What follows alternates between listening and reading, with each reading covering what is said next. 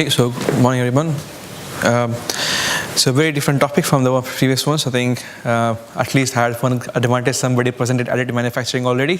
So it's a good thing to start. So this is about implementation of topology optimization with the help of GRM for one of the very ambitious project at MTC using wire and arc additive manufacturing for large-scale space structures. So I will speak about that today with my colleague Sandeep. So currently, I think you might have seen our video in the morning.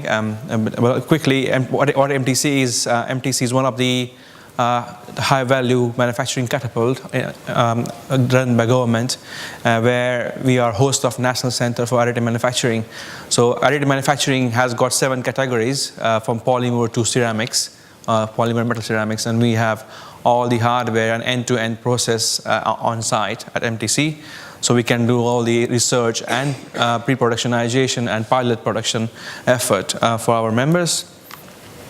MTC recently also got selected by European Space Agency as a benchmarking center for additive manufacturing. So European Space Agency is looking at different products and processes and services which they can use from additive manufacturing industry for their future products and also current products. And the benchmarking here is happening between conventional manufacturing against additive manufacturing or conventional material against additive manufacturing material processes, and also design methodology.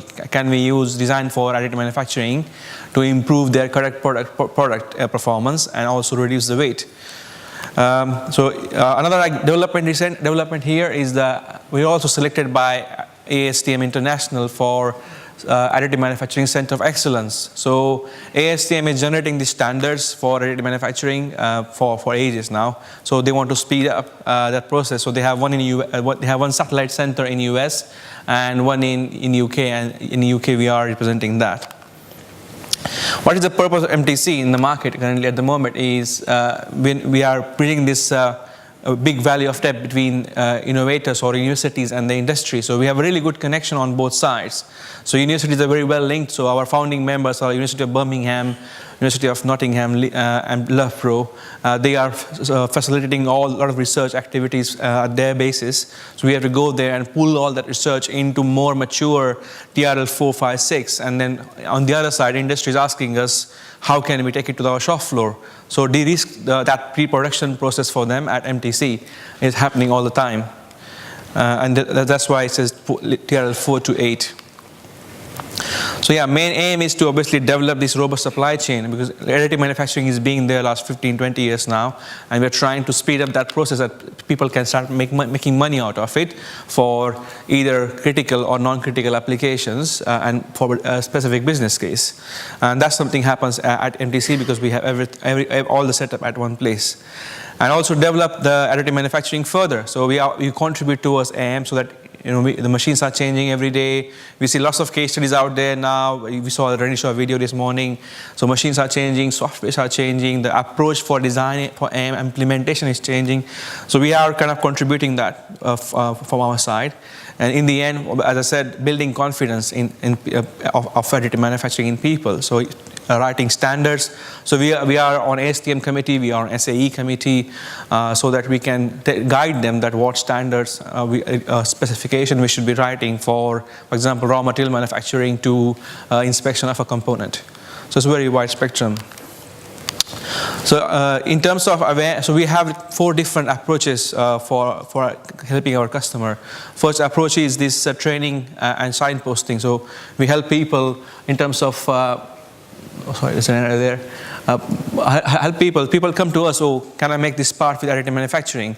And we said, can you make money out of it? And then how many of them you have in your mind? So that product portfolio assessment or something we do with them. And we don't even think about these parts making my AM and think about these parts making my AM. But going further, which parts needs redesign to give you the maximum potential for performance and also for business. So this kind of thing happen in stage 1, and then obviously we go on explaining understanding of AM. So once they are very open and they're saying, okay, you can change design now, and show me how can I use AM much better. And previously, before 10 years, maybe they were saying, no, prove me that this is a casting I make this in AM and let me know how can I make the money. But that's changing now, and this is a positive step towards implementation. Today we are talking about this redesign and make projects. We have other projects as well, so machine benchmarking, software evaluations, and materials testing and manufacturing trials. Let's quickly skip this through development as well. So we are, as I said before, we contribute a lot towards technology development, and in the end we have implementation. So we try to help people. So for example, someone like Rolls-Royce, they have application proven by stage 2, but in stage 4 they want to set up this production line away from their facility, so that they can learn the QA, health and safety, the rate capability, the consistency, recording of data, all that offline, and then take it over to their facility when it's ready. So we have got some experience in that. The most recent case study was this Trent engine, where they are flying AM part now. Those parts were printed at MTC for 18 months. So we printed maybe 1,000 parts for them. And with 2 tons of titanium was used for that particular component, and there were very quick design iterations happened on that particular part because it was going to fly, and a lot of statistical data was collected. But again, that's the kind of overview of MTC. But jumping to today's topic quickly, this project is from ESA's first series of benchmarking center projects. It's about international berth docking mechanism ring by Additive Manufacturing. So this particular berth docking mechanism is currently made by Kinetic, and they are from a direct contract with ESA, and they currently make it, you can see it in different parts. So the IBDM ring of soft docking system, the top ring, that's what we are trying to make by Additive Manufacturing. And in terms of standards, so ESA has very specific standard for every product they put on the missions, unmanned and manned.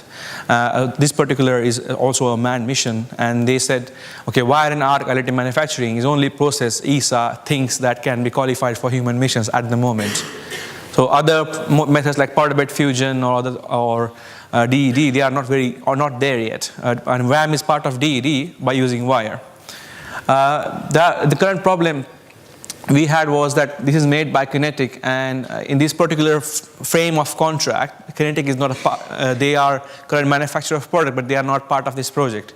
So we have Cranfield University there as a wire and arc manufacturing supplier, MTC as a design authority, and Magna Parva, who is a product assurance company for space products, working together on this solution. So you can see that ring there. It's currently, the challenge was that it's currently made in 4 different pieces. So the petals, we call them, the thin areas. The ring is done in two sections, upper ring and lower ring, and then everything is either riveted and or bolted together to make an assembly in aluminum. So it was pure fabrication, and current weight was 15.15 kg, including these bolts and rivets.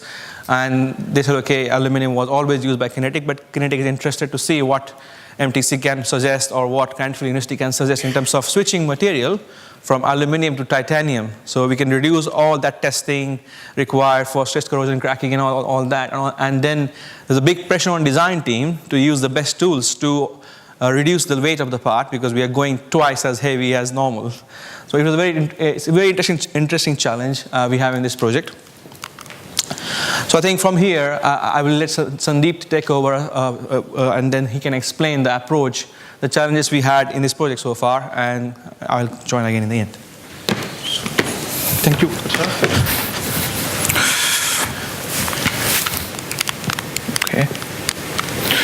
Okay, I will briefly explain the design optimization methodology we have followed for the optimization of this IBDM ring. So this is a traditional design optimization methodology we will follow for the optimization of AM parts. The only difference is here, the challenge in this project is we have so many load cases, around some 612 load cases. So we need to do an initial FE analysis to identify critical load cases so that we can perform the topology optimization with limited number of load cases. So, the typical, the methodology starts with creating a design space. So we have done an initial FE mode analysis to identify the critical load cases, and we have performed used topology optimization as a tool for generating the concepts. And finally, from the topology optimization results, we have interpreted and created a CAD geometry, and ESA has a specific validation, FE validation analysis to be done on the part. So we have done that, and finally we have the final design. So I'm talking only from the design point of view, And Utkarsha will conclude it towards the end of the project, towards the end of the presentation with manufacturing point of view. Okay, so one of the objectives of the project is part consolidation. So as Utkarsha mentioned, that originally the part was manufactured in 5 parts, original part, with ring in 2 parts and the petal as 3 parts. So we have a total of 5 parts. So the design space was created in such a way that the petals and the ring are as the same part. So it's a combined design space. And coming to the material properties which we have used, we have taken the information from Cranfield, which have quite a bit of experience with VAM manufacturing process. So VAM has different deposition methods. So for this particular project, we have chosen single deposition method. And considering single deposition method, we have the material properties are ultimate tensile strength is 930 megapascal and yield strength is 830 megapascal. We have used those values for the final validation work. So these are the load cases acting on the part IBDM ring. So we have two types of load cases. One is the load case acting on the ring and the load case acting on the petal. So we have taken these load cases directly from the IDSS document. So there are tension and compression load cases acting in the vertical direction, and we have a bending moment, shear force, and torsion acting. These are the values of the loads shown are design limit loads, and these loads are to be at the ring to be applied at the center of the ring on the mating plane. The challenge now is the loads are acting simultaneously. So when we make the combination of loads, we have so many load cases. So that's the reason why we have to do initial FE analysis to identify the critical loads. So another thing is the shear and bending load cases can act in any direction on the mating plane. So we have to make an assumption and quantify them. So we have assumed that the loads are acting in 30 degrees orientations. So we have 12 bending loads and 12 shear loads. So with combination of all these load cases, we have a total of 612 load cases. The table shows the table here shows the individual load cases we have used for the initial FE analysis. So these are the loads acting on the petal. The loads which I showed in the previous slide was the loads acting on the ring. So we have 2 loads. One is petal edge contact loads and petal face contact loads. And the edge contact loads are acting in the tangential direction to the petal face, and the petal face contact loads are acting the normal to the petal.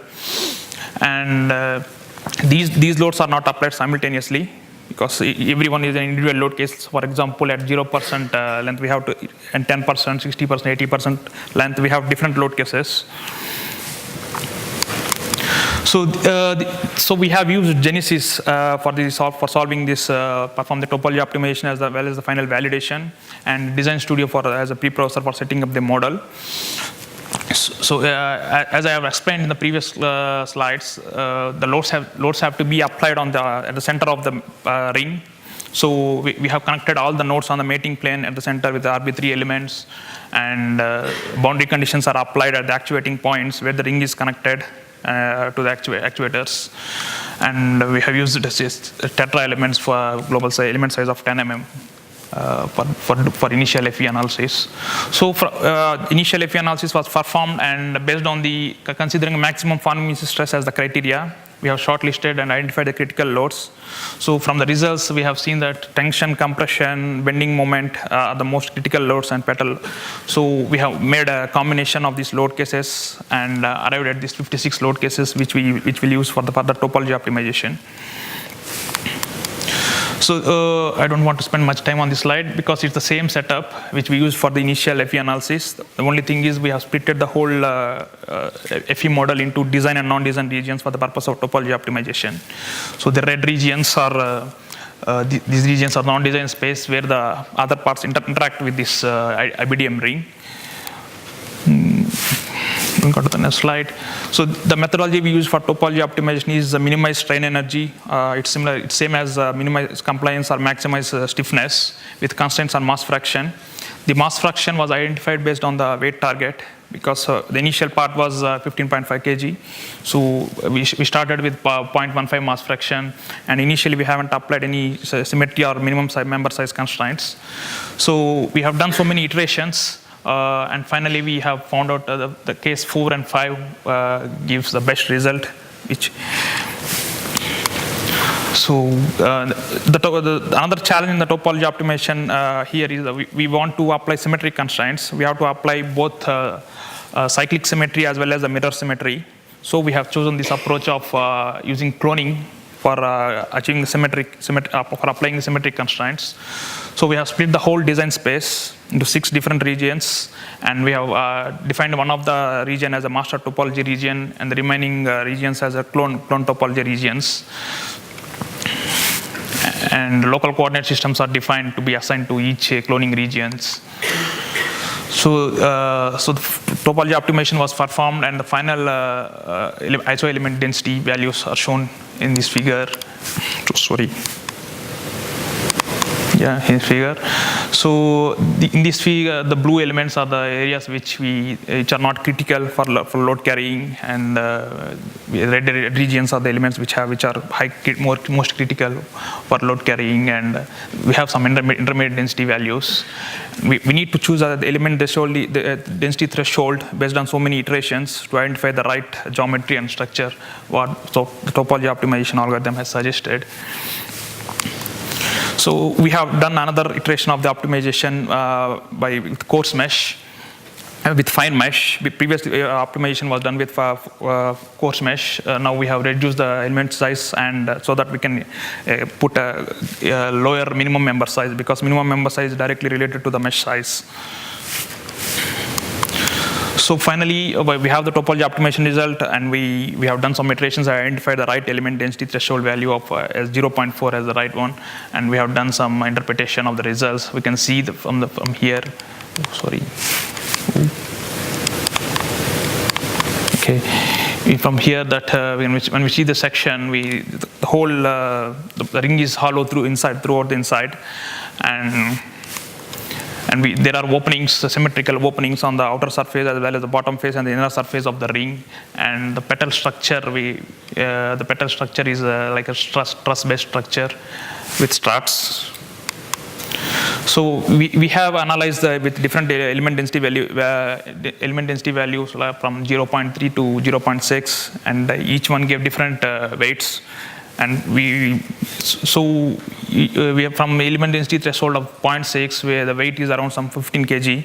Our target is 15.5 kg. So we have to design a concept based on all those results and analyze, considering all the results.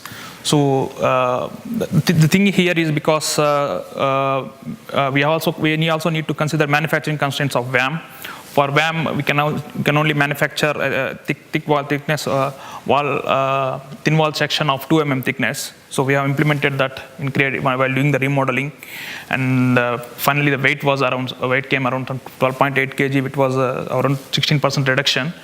But there may be slight increase in the weight because we are not going to machine the inside surface of the ring, because we don't have access for machining inside surface, and that was agreed with Visa as well as a part of the project.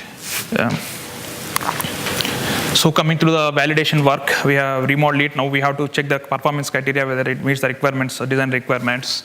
So we have done the FE analysis as well as the model analysis, frequency response analysis, and random vibration analysis, which are the requirements of this particular part. So the FE model setup is the same as that of the original thing. The only thing is here, in order to because we are doing the validation with all the 12 load cases. We have done the topology optimization with only critical load cases, but now validation is done with all the load cases. So we have simplified the model. We have used the shell elements for the ring, and tetrahedral elements, solid elements for the petal as well as the actuator points. The boundary conditions, the loads remain the same. And these are the stress distribution from this one. This one is the critical load case from the ring load cases, and this is the envelope stresses distribution with the petal load cases. The maximum stresses with the ring load cases is 211 megapascal, which is quite lower than the yield strength of 830 megapascal.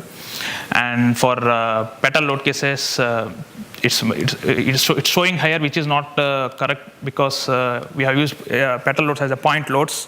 So this is a stress. These stresses are not realistic.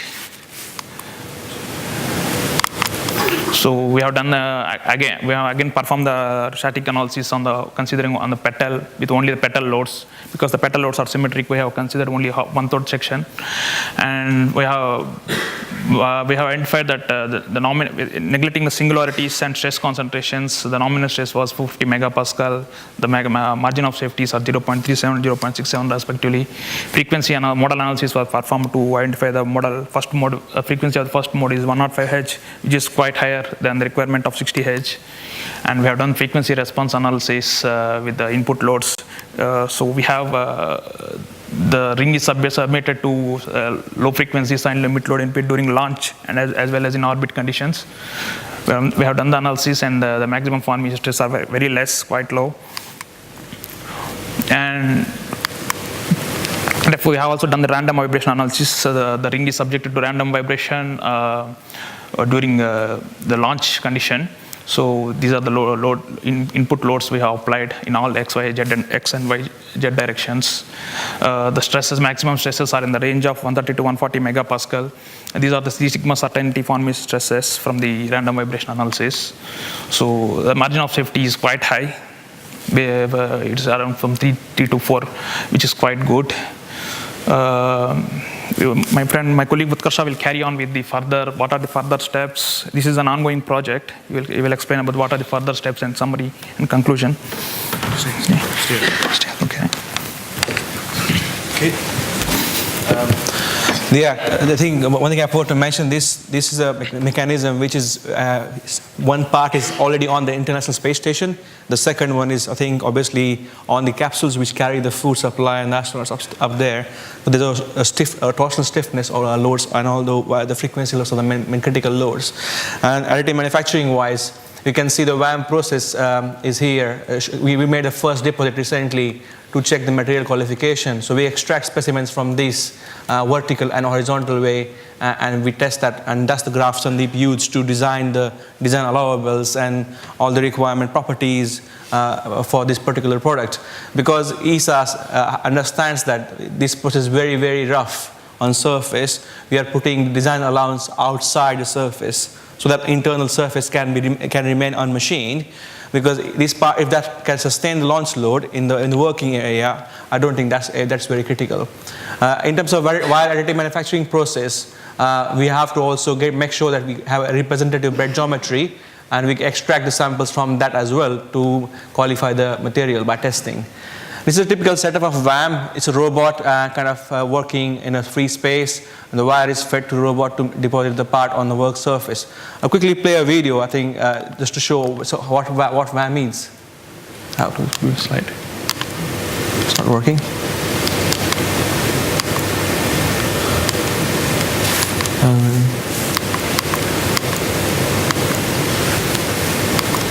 Yeah, this should be working. So you can see it's a big part being made in Cranfield now, where it's very sped up video. You can see it's plasma torch used to make a very 6-meter long structure. And it's very similar to welding process. So the qualification method is very, very easy for this. And the density of the part is quite good. There's no limitation of fine grained structure and stuff like that. So in the end, the part will be made like that. I think we are 2 months away from the final closing date. We are going to start making my ring next month. We have just cleared the manufacturing readiness review. Considering Type 64, I think we are still thinking that we're saying that it's to 60% reduced, but there might be some additional weight by the process itself where we can't reach there for machining side of things. I think the part count has gone down, so the 5 parts were assembled together. It's an integrated assembly, so it must be stronger than the previous one and more integrated. I think the first week eigenfrequency and all the static loads are compliant as compared to ESA requirements. I think the best thing is that when the ring will be made, is going to ESA for functional testing in Netherlands, where they will check for the frequency testing and also the vibration testing. And once it's, I think currently, like we have TRL levels in engineering, in ESA they have their own level of qualifications. Once it is qualified as a concept, Kinetic will take it further and make the product for the next missions by this process. So thank you very much.